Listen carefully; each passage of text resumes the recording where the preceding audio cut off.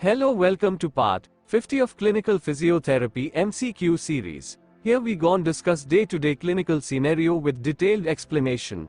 Now don't waste our time, let's move to question number 246. A patient with type 2 diabetes is evaluated by a physical therapist and found to be alert and oriented to person, place, and time. When continuing the evaluation, the therapist should give the highest priority to which of the following systems? Option A cognitive, Option B sensory, Option C genitourinary, Option D musculoskeletal. And the answer is Option B sensory. Explanation for this question is: Type 2 diabetes can result in dysfunctions in all of the systems listed, but deficits in the sensory system pose significant risk to the patient's skin integrity.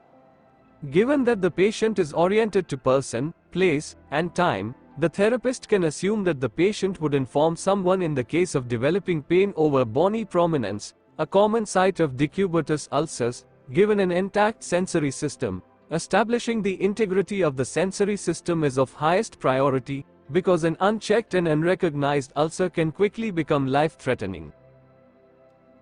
Now let's move to question number 247. A physical therapist is examining a 70-year-old patient who reports left knee pain.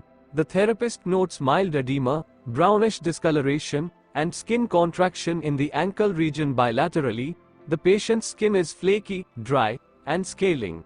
The patient most likely has which of the following conditions?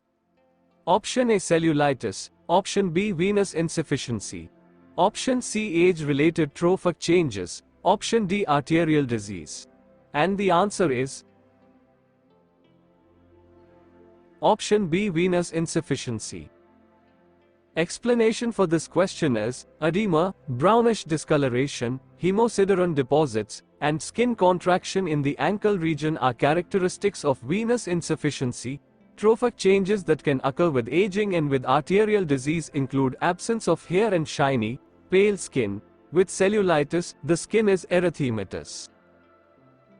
Now let's move question number 248. A physical therapist examines a patient and determines that the patient has a positive active compression test, O'Brien's test. Which of the following pathologies is most implicated? Option A rotator cuff tear, Option B biceps tendinitis, Option C superior labral tear, Option D acromyoclavicular joint sprain. And the answer is Option C superior labral tear. Explanation for this question is: Option C the O'Brien's test is most indicative of slap tears, while Option A RTC tears are indicated by tests such as the drop arm test, external rotation lag sign, and belly press test. And Option B this is indicated by tests such as Yagai-San's test.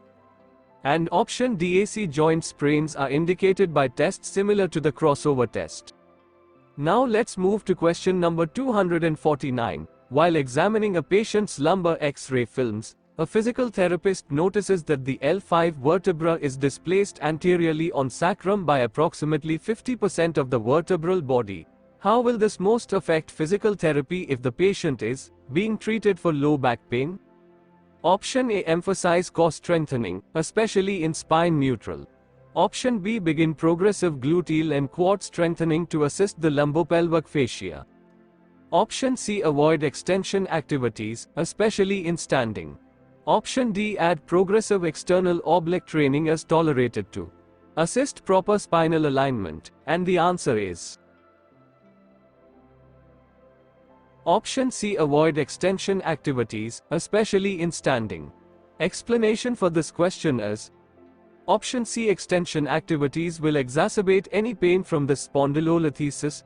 Option A. This is a great consideration, but not the most important of the choices, and while Option B good consideration, but not the most important of the choices. And Option D good consideration, but not the most important of the choices, very similar to Option A. Now let's move to question number 250. A contraindication to initiating joint mobilization on a patient with chronic pulmonary disease may include: Option A concurrent inhalation therapy, Option B, functional chest wall immobility. Option C, long-term corticosteroid therapy. Option D, reflex muscle guarding. And the answer is option C, long-term corticosteroid therapy. Explanation for this question is, very often patients with chronic pulmonary disease have been managed using corticosteroid therapy. Long-term steroid use affects ligamentous integrity, which often produces joint hypermobility. So, that's all for today. If you have any doubts, please comment below. I think you have learned something valuable today. See you on the next part, that's part 51. See you till then, bye bye.